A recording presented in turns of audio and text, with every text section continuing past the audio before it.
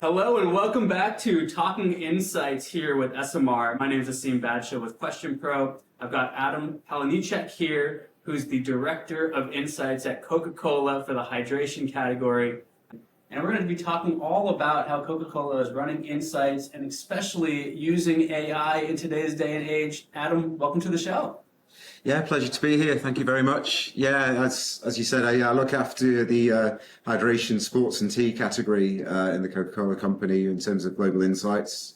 Yeah, look after our branding work, our innovation work, our strategy work, yeah, through to creative and sort of expansion of the brands across the world. Yeah, very exciting role. Happy to be here. Quite the breadth. It sounds like a really exciting role. And it sounds like you guys are doing some pretty new and innovating things when it comes to AI. Tell us a little bit about that. I know it's the hot topic, and everybody wants to know, okay, what's myth and what's actually happening with AI? And so it's great to have somebody here that's actually using it in practice. Tell us a little more. Yeah.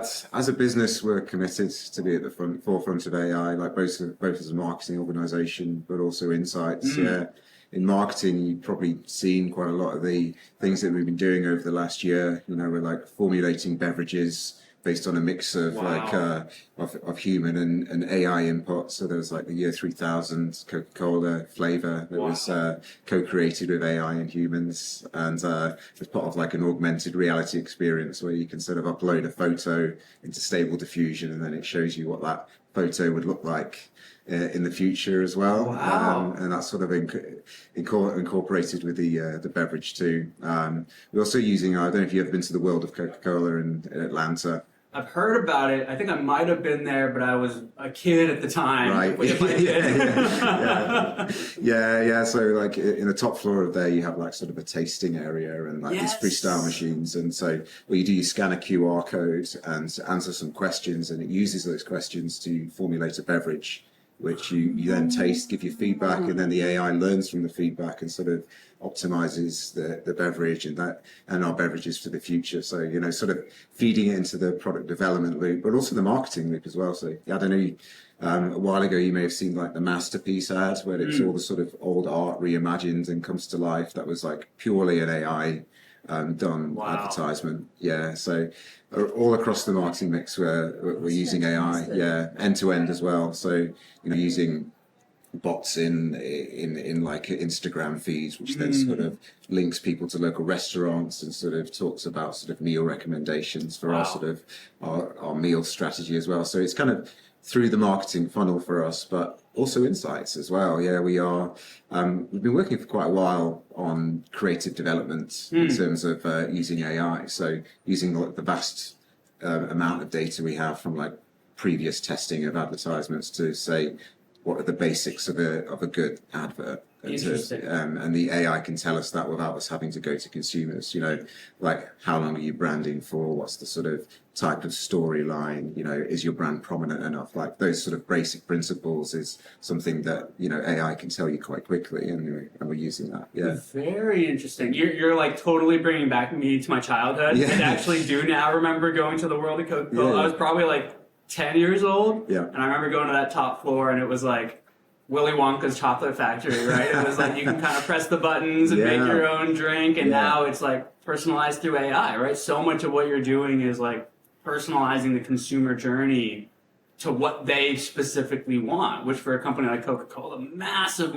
global reach. Yeah. And now you're getting down to this like individual level where you as Coca-Cola can actually tell me what restaurant I should be going to, what drink I should be having, and really getting down to that personalized experience. Yeah, it's true. And it's from a creative point of view, it's really unlocking that. And so if you're sort of linking your insights to creative, like when you think about sort of what's the best way to recruit a consumer into the brand. So you do quite a lot of insights work up front about that, about sort of who they are, what are the sort of jobs to be done, what are the drivers and barriers of consumption. And you can kind of use those insights to feed into sort of an AI creative machine that gives creative that's bespoke for that individual need that they have, and then that can be sort of served through media. So it's that sort of link of sort of the humans and the AI in the loop, and then you can also bring AI back in when you're sort of validating the creative. So the creative that the AI does, you can make sure that that is going to be sort of optimal in market, and then sort of optimize it if needs be and test again. So on the creative side, lots happening, but also on innovation. Actually, we do lots of innovation in the hydration, sports and tea category, because it's where you need to be differentiated. So that's how you sort of grow the brand with like new functionalities and finding sort of new human needs and niches in the market. Very interesting. Yeah, and so yeah, I mean we're using like quite a lot of qualitative AI as well. So when you look at a new need and look at a new area of where consumers might want to consume a beverage or jobs to be done, for example, it needs qual work. You need to go and speak to people and ask them about their lives, their pain points, what they want from a beverage, what they're not currently getting from the beverage that they're consuming in particular occasions and needs, and that you need to go and speak to people or have them speak to you via video, and AI is unlocking that for us as well in terms of the speed and scale. Interesting. Yeah, you can do many of these qualitative studies across the breadth of the globe really in quite a short time, and get that analytics done and then feed that into the innovation process at many points. Yeah, so it's exciting times. Yeah, we're using that's it quite amazing. I mean, you're almost getting to the point where, I mean, not to this, maybe all the way to this level, but like each individual will have their own drink with their own creative and advertising campaign specifically to them, based on what their day-to-day journey is and their jobs to be done in terms of what they want to drink and when. I mean, is that kind of the vision? It is the vision, yeah.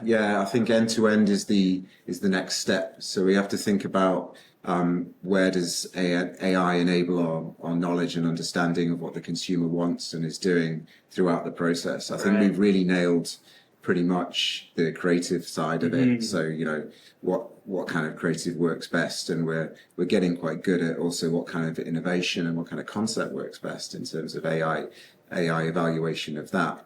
But the next is sort of the last mile and a bit closer to purchase. About what sort of optimizes conversion, for example, or what optimizes like a long-term habit, a ritual for a consumer in terms of consuming something. So yeah, that's the future for us. We're not there yet. Yeah. Oh, it seems like there's going to be some work to be done on supply chain and retail and manufacturing to get all the way down to that level where there's a specific 100%. Drink for me at the corner market. Yeah. But tell me a little bit about that kind of advertising creative approach.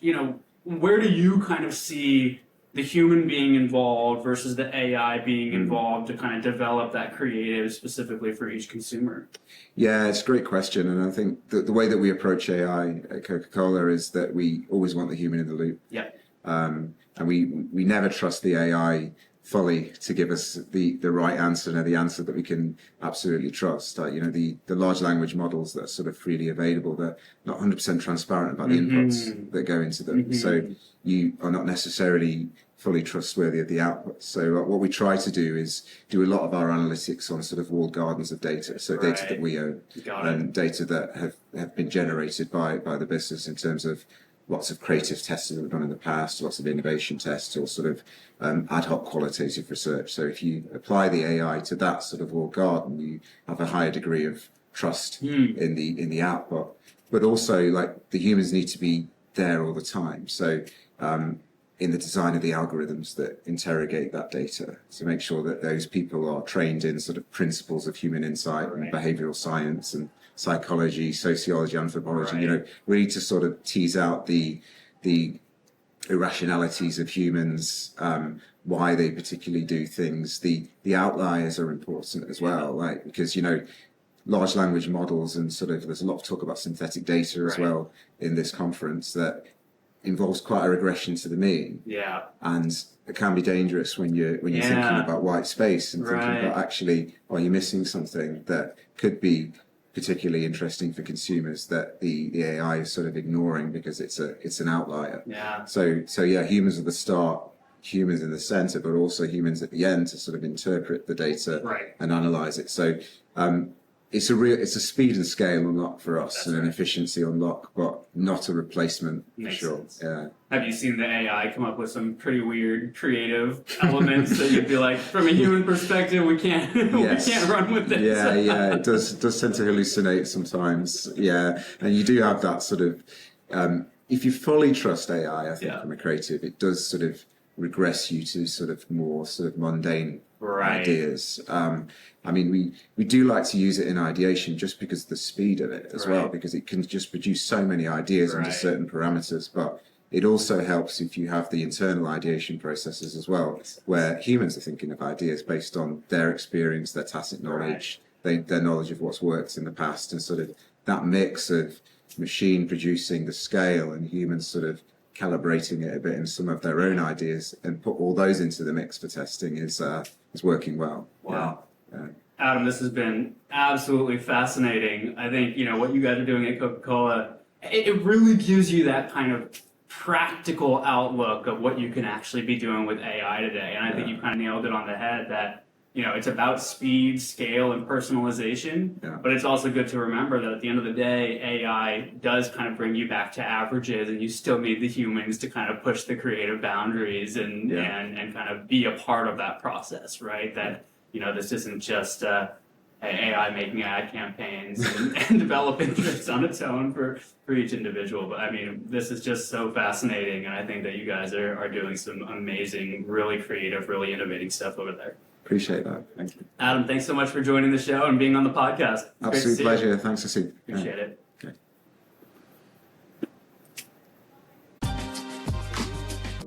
You can't know the answer to a question without first asking it.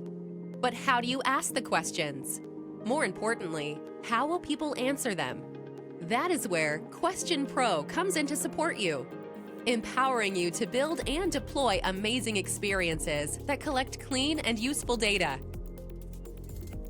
With our powerful online-based, built-for-enterprise survey platform, it is easy to create, collect, and act on your data. Create an impactful survey in minutes from scratch by importing an existing survey, or choose from over 350 ready-made templates that have been vetted by our expert market research professionals. Add as many respondent contacts as you want and share them through multiple distribution methods. Collect offline data and use white-labeled mobile apps to ensure data collection is extensive and up-to-date. Take advantage of our specialized services to manage enterprise projects, as well as the instances where the insights collection is complicated but imperative. Then, leave the rest to Question Pro. Sit back and watch us work magic as the data is analyzed and compartmentalized into functional insights automatically. Create role-based access reports in addition to exporting the data and insights into your proprietary toolset, allowing you to focus on what's most important, making smart decisions. Question Pro, survey software that gets the job done.